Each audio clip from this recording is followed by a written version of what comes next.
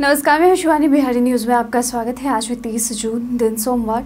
खबरों की ओर बढ़ने से पहले एक नजर डालते हैं आज की टॉप हेडलाइंस पर। बिहार के 6 जिलों में फिर शुरू होगा पत्थर खनन। झारखंड पर निर्भरता घटेगी, हजारों को मिलेगा रोजगार। वोटर लिस्ट में नाम सही है या नहीं, अभी करें चेक। नाम गायब या गलती, 26 जुलाई से पहले सुधारें वोटर लिस्ट में अपनी एंट्री। 545 थानों में महिला बैरक तैयार। हर नए थाने में अब अलग सुविधाएं अनिवार्य। बिहार पुलिस में दिख रहा महिला सशक्तिकरण। 13,000 करोड़ से मजबूत होगा बिहार का बिजली नेटवर्क। अगले 10 साल की बड़ी योजना। 2035 तक बिजली खपत 18,708 मेगावाट पहुंचेगी। देश की पहली museum to museum tunnel Patna में होगा तैयार। 2027 तक बनकर तैयार होगा। टनल में दिखेगी मधुबनी पेंटिंग्स, पार्किंग और कैफेटेरिया जैसी सुविधाएं। क्या आप जानते हैं फलों के स्टिकर में छुपा है खेती का राज? फलों के स्टिकर पर लिखा कोड बताता है ऑर्गेनिक या केमिकल। फलों का PLU कोड कैसे पढ़ें, यहां जानें। मेलबर्न की हार से हेडिंग्ले के हीरो तक पंत की मेहनत ने दिखाया असर। सोशल मीडिया से दूरी, फिटनेस पर किया फोकस। तो ये थी आज की टॉप हेडलाइंस। अब नजर डालते हैं उन 50 बड़ी खबरों पर जो आपके लिए जानना है जरूरी। SSC में MTS और हवलदार पदों पर भर्ती के लिए आवेदन शुरू। SSC MTS वैकेंसी 2025 के तहत कर्मचारी चयन आयोग SSC ने मल्टीटास्किंग स्टाफ यानी MTS और हवलदार पदों पर भर्ती निकाली है। अभ्यर्थी 24 जुलाई 2025 रात 11 बजे तक आवेदन कर सकते हैं और फीस 25 जुलाई तक जमा कर सकते हैं। कुल 1075 पदों के लिए नोटिफिकेशन जारी हुआ है। न्यूनतम योग्यता 10वीं पास है। हवलदार पद के लिए शारीरिक परीक्षा भी जरूरी होगी। आयु सीमा MTS के लिए 18 से 25 वर्ष और हवलदार के लिए 18 से 27 वर्ष रखी गई है। आवेदन शुल्क सामान्य OBC के लिए 100 रुपये है। SC ST महिला को छूट मिलेगी और लिखित परीक्षा 20 सितंबर से 24 अक्टूबर 2025 के बीच संभावित है। बिहार को मिलेगी देश की पहली museum to museum tunnel gallery. जी हाँ, राजधानी पटना में बिहार म्यूजियम और पटना म्यूजियम को जोड़ने वाली भारत की पहली museum to museum underground tunnel gallery 2027 तक बनकर तैयार होगी। करीब 1.5 किलोमीटर लंबी इस हेरिटेज टनल में मधुबनी पेंटिंग जैसी कलाकृतियों का प्रदर्शन किया जाएगा, जिससे यह एक ट्रांजिट पाथवे के साथ पर्यटन स्थल भी बनेगी। सुरंग की खुदाई के लिए जरूरी टनल बोरिंग मशीन चीन से मंगाई जा रही है, जो अगले महीने पटना पहुंचेगी। बेस स्लैब और लॉन्च शाफ्ट पहले ही तैयार है। सुरंग में पार्किंग, कैफेटेरिया, विश्राम क्षेत्र जैसी आधुनिक सुविधाएं भी होंगी और यह प्रोजेक्ट अंतर्राष्ट्रीय स्तर पर बिहार को सांस्कृतिक रूप से नई पहचान देगा। बिहार बर्थडे स्पेशल में आज हम बात करेंगे नागार्जुन की। नागार्जुन, जिनका जन्म आज ही के दिन 30 जून 1911 को बिहार के मधुबनी जिले के सतलखा गांव में हुआ था। हिंदी और मैथिली के प्रख्यात जन कवि माने जाते हैं। असली नाम वैद्यनाथ मिश्र था और वे यात्री उपनाम से भी लिखते थे। शून्यवाद और प्रगतिवादी विचारधारा से प्रभावित नागार्जुन ने अपनी कविताओं और उपन्यासों में आम जनता, किसान, मजदूर और शोषित वर्ग की आवाज को बुलंदी दी। उनकी रचनाएं सहज भाषा, तीखे व्यंग और लोक चेतना से ओतप्रोत हैं। पत्रहीन नग्न गाज के लिए उन्हें साहित्य अकादमी पुरस्कार मिला। उनका जन्मदिन हमें उनकी जनता के प्रति प्रतिबद्धता, बेबाक लेखनी और फकीरी मिजाज की याद दिलाता है। आज भी वे लोक कवि और जन कवि के रूप में अमर हैं। वोटर लिस्ट से नाम कटने से पहले करें वेरिफिकेशन। अगर आप बिहार विधानसभा चुनाव 2025 में अपना वोट देना चाहते हैं तो जरूरी है कि आपका नाम वोटर लिस्ट में सही दर्ज हो।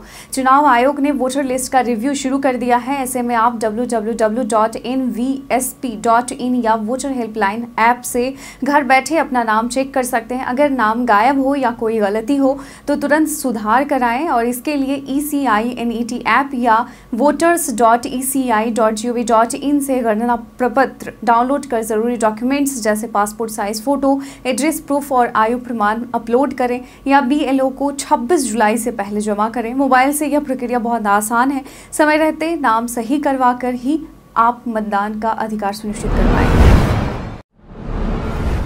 पेशेवर अपराधियों पर बिहार पुलिस की बड़ी कार्रवाई। बिहार पुलिस ने संगीन अपराध में शामिल पेशेवर अपराधियों पर नकेल कसने के लिए नया आदेश जारी किया है। एसएसपी कार्तिकेय शर्मा के निर्देश के अनुसार हत्या, लूट जैसे मामलों में जमानत पर छूटे अपराधियों को अब रोजाना संबंधित थानों में हाजिरी लगानी होगी। अगर वे शहर से बाहर हैं तो वीडियो कॉल के जरिए उपस्थिति दर्ज करानी होगी। थाना प्रभारियों को अपने क्षेत्र के ऐसे अपराधियों की विस्तृत सूची तैयार करनी है, जिसमें उनके पते, मोबाइल नंबर, जीविका का तरीका और जमानतदारों के नाम भी शामिल है। जो अपराधी फरार हैं उनके जमानतदारों और रिश्तेदारों पर भी सख्ती की जाएगी और जरूरत पड़ने पर जमानत रद्द कर कानूनी कार्रवाई होगी। बिहार बोर्ड इंटर एडमिशन की तारीख बढ़ी। Bihar school examination board BSEB ने इंटरमीडिएट कक्षा 11वीं में दाखिले के लिए आवेदन करने वाले छात्रों के लिए एक अहम अपडेट जारी किया है। पहली मेरिट लिस्ट में चयनित छात्रों को अब 3 जुलाई 2025 तक दाखिला लेने का मौका मिलेगा, जो पहले 10 जून थी और फिर 28 जून तक बढ़ाई गई थी। अगर इस अवधि में दाखिला नहीं लिया तो सीटें रद्द हो जाएंगी और अगली लिस्ट का इंतजार करना होगा। वहीं स्कूल प्रिंसिपल्स और एडमिशन इंचार्ज को निर्देश दिया गया है कि वे 4 जुलाई 2025 तक सभी एडमिशन डिटेल्स OFSS पोर्टल पर अनिवार्य रूप से अपलोड करें। 545 थानों में महिला बैरक तैयार, सुविधाओं का विस्तार जारी। बिहार सरकार ने महिला सशक्तिकरण को जमीन पर उतारते हुए पुलिस व्यवस्था में ऐतिहासिक बदलाव किए हैं। राज्य भर की महिला पुलिसकर्मियों की संख्या बढ़कर 23% से अधिक होने के चलते यह कदम बेहद जरूरी था। अब तक 678 थानों में 5 सीट वाले और 257 में 2 सीट वाले स्वच्छ और सुरक्षित शौचालय बनाए गए हैं। साथ ही 25 बड़े पुलिस केंद्रों पर 100 से 500 क्षमता वाले महिला बैरक बनाए जा रहे हैं और यह पहल महिला कर्मियों के आत्मविश्वास और कार्यक्षमता को नई मजबूती देती है। बिहार के बीजू आमों को मिलेगा ब्रांड वैल्यू। बिहार के बीजू आमों को अब नई पहचान मिलने जा रही है। केंद्रीय उपोष्ण बागवानी संस्थान लखनऊ और बिहार राज्य जैव विविधता परिषद ने मिलकर बीजू आमों पर शोध करते इस बेहतरीन किस्मों की पहचान की है। इन किस्मों का वजन 450 ग्राम से 1 किलो तक पाया गया है और स्वाद में ये कई बार कलमी आम से भी बेहतर हैं। मुजफ्फरपुर, वैशाली, समस्तीपुर जैसे जिलों में बेहतरीन किस्में पाई गई हैं।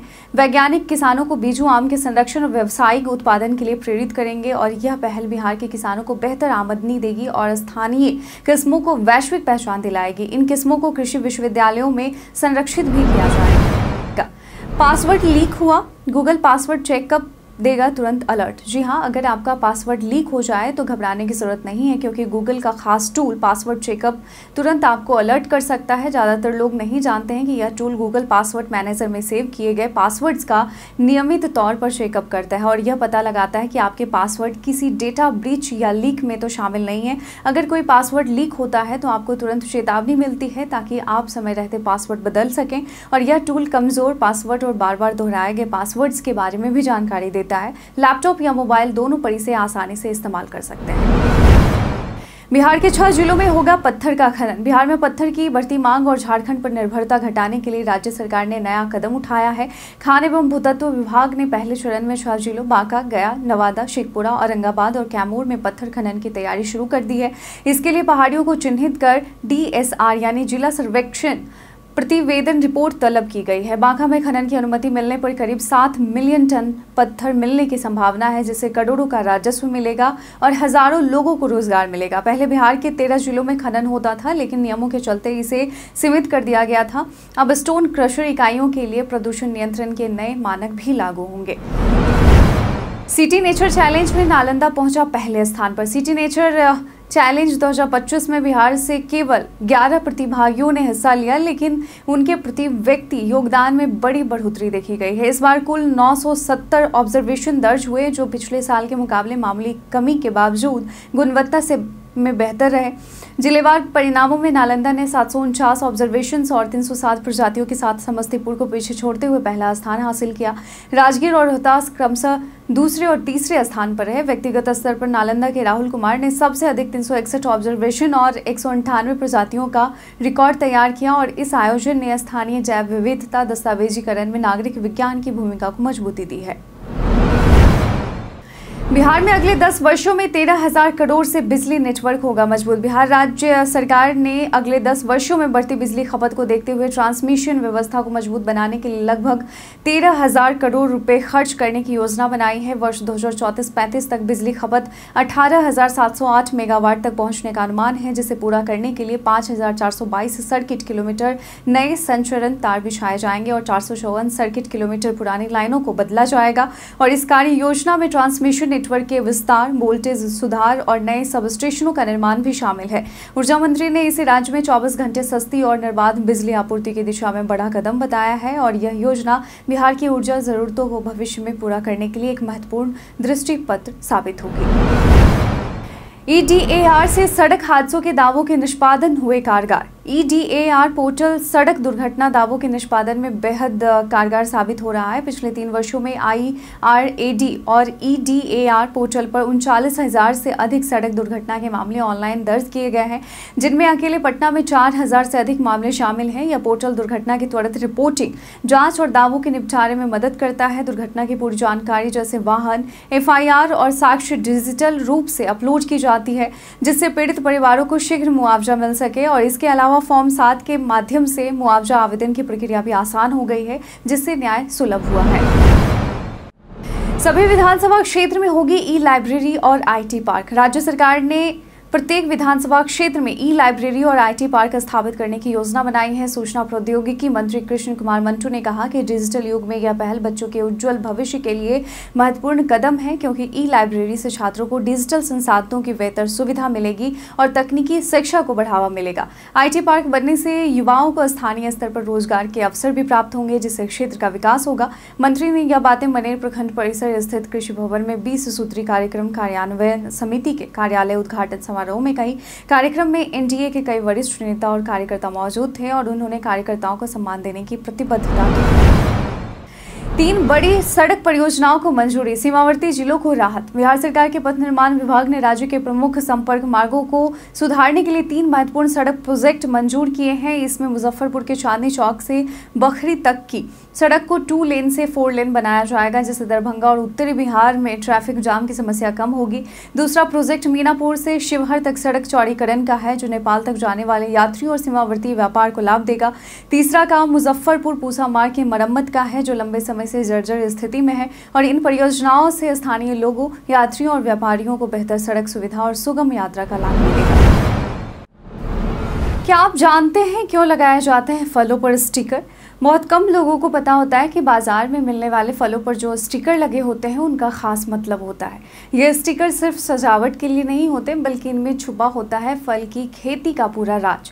दरअसल इन पर लिखा होता है PLU कोड, यानी प्राइस लुकअप कोड, जिससे पता चलता है कि फल कहाँ और कैसे उगाया गया है। अगर स्टिकर पर 4 अंकों का नंबर है तो मतलब उस फल को कीटनाशक और केमिकल से उगाया गया है, जबकि 5 अंकों वाला नंबर जो 9 से शुरू हो वह जैविक खेती से उगाए फलों का संकेत देता है। इसलिए अगली बार फल खरीदते वक्त स्टिकर जरूर चेक करें। बिहार में झमाझम बारिश और वज्रपात का अलर्ट। बिहार में जुलाई के पहले हफ्ते तक मानसून सक्रिय रहेगा, जिससे राज्य के कई जिलों में रुक रुक कर हल्की से मध्यम बारिश होती रहेगी और मौसम सुहाना बना रहेगा। मौसम विभाग ने मुजफ्फरपुर, पूर्णिया, भागलपुर, बक्सर और पश्चिम चंपारण समेत 10 जिलों में तेज बारिश का अलर्ट जारी किया है, जबकि 28 जिलों में वज्रपात की चेतावनी दी गई है। लोगों को सुरक्षित स्थानों पर रहने और सावधानी बरतने की सलाह दी गई है। बारिश से तापमान में गिरावट आएगी और गर्मी से राहत मिलेगी। किसानों को फसलों की निगरानी करने की सलाह दी गई है, ताकि मौसम से जुड़ी कोई हानि ना हो। नालंदा में 2000 लीटर विदेशी शराब बरामद, 2 गिरफ्तार। बिहार मद्य निषेध इकाई के विशेष अभियान दल ने विश्वसनीय सूचना के आधार पर बड़ी कार्रवाई की है। दीपनगर थाना जिला नालंदा की पुलिस के सहयोग से बीते दिन एक बोलेरो वाहन से लगभग 2000 लीटर विदेशी शराब बरामद की गई और इस दौरान 2 व्यक्तियों को गिरफ्तार भी किया गया। बताया जा रहा है कि शराब बाहरी राज्य से अवैध रूप से बिहार में लाई जा रही थी। मद्य निषेध इकाई की यह त्वरित कार्रवाई शराब तस्करों के खिलाफ कड़ी चेतावनी मानी जा रही है। गिरफ्तार आरोपियों से पूछताछ जारी है। पुलिस आगे की कार्रवाई में जुटी है। फ्रीज का दरवाज़ा खुला रहना आपको पड़ सकता है भारी। जी हाँ, अगर आप फ्रिज का दरवाज़ा ठीक से बंद नहीं करते तो ठंडी हवा के साथ साथ आपका पैसा भी बाहर निकल जाता है। दरअसल बाहर की गर्म हवा अंदर जाते ही तापमान बढ़ जाता है और फ्रिज का सेंसर कंप्रेसर को तेज़ी से चलाने पर मजबूर कर देता है और यह कंप्रेसर घंटों बिना रुके चलता रहता है, जिससे एनर्जी खपत कई गुना बढ़ जाती है और बिजली का बिल आसमान छूने लगता है। इससे बचने के लिए हर बार दरवाज़ा बंद करते समय क्लिक की आवाज़ सुने, डोर गैस्केट सही हालत में रखें और ज़रूरत हो तो डोर सेंसर लगवाएं। थोड़ी सी सावधानी आपका बजट बचा सकती है। तेजस्वी यादव बोले, ये देश किसी के बाप का नहीं, वक्फ संपत्तियां नहीं छीनने देंगे। पटना के गांधी मैदान में वक्फ बचाओ दस्तूर बचाओ कॉन्फ्रेंस में मुस्लिम संगठनों ने वक्फ संशोधन बिल के खिलाफ जोरदार रैली की, जिसमें नेता प्रतिपक्ष तेजस्वी यादव भी शामिल हुए। अपने फायरी भाषण में तेजस्वी यादव ने कहा कि यह देश किसी के बाप का नहीं है, बल्कि यह हम सबका देश है, जिसके लिए हिंदू, मुस्लिम, सिख और ईसाई सभी ने आज़ादी की लड़ाई में कुर्बानियां दी हैं। उन्होंने भाजपा पर अल्पसंख्यकों, पिछड़ों और दलितों के अधिकार छीनने का आरोप लगाया और कहा कि वक्फ संपत्तियों पर कब्जा बर्दाश्त नहीं होगा। तेजस्वी यादव ने लोगों से एकजुट होकर लड़ने और जीतने का आह्वान किया। चिराग पासवान ने वोटर वेरिफिकेशन पर विपक्ष को घेरा। केंद्रीय मंत्री चिराग पासवान ने चुनाव आयोग के गहन मतदाता पुनरीक्षण अभियान पर विपक्ष की आपत्ति को सिरे से खारिज करते हुए कहा कि महागठबंधन ने पहले ही हार मान ली है, इसलिए हर काम को साजिश बता रहा है। चिराग पासवान ने कहा कि वोटर वेरिफिकेशन एक सामान्य प्रक्रिया है जिससे फर्जी वोटरों को हटाया जाता है, इसमें कोई गड़बड़ी नहीं है। उन्होंने तेजस्वी यादव पर निशाना साधते हुए कहा कि बिहार की जनता फिर से जंगल राज नहीं आने देगी। चिराग पासवान ने विपक्ष पर देश में अराजकता फैलाने का आरोप लगाया और कहा कि लोगों को 1990 के दशक के हालात नहीं भूलने चाहिए। सभी फाइलेरिया मरीजों को मिलेगा एमएमडीपी किट का लाभ। राज्य के सभी चिन्हित फाइलेरिया मरीजों को अब एमएमडीपी किट उपलब्ध कराई जाएगी ताकि वे अपने प्रभावित अंगों की सही देखभाल कर सके। राज्य कार्यक्रम पदाधिकारी डॉक्टर श्यामा राय ने सभी जिलों के वेक्टर जनित रोग नियंत्रण पदाधिकारियों को निर्देश दिए हैं कि जिन जिलों में किट उपलब्ध नहीं है वे पीपल्स लेप्रा फाउंडेशन से किट खरीद कर मरीजों को समय पर दें।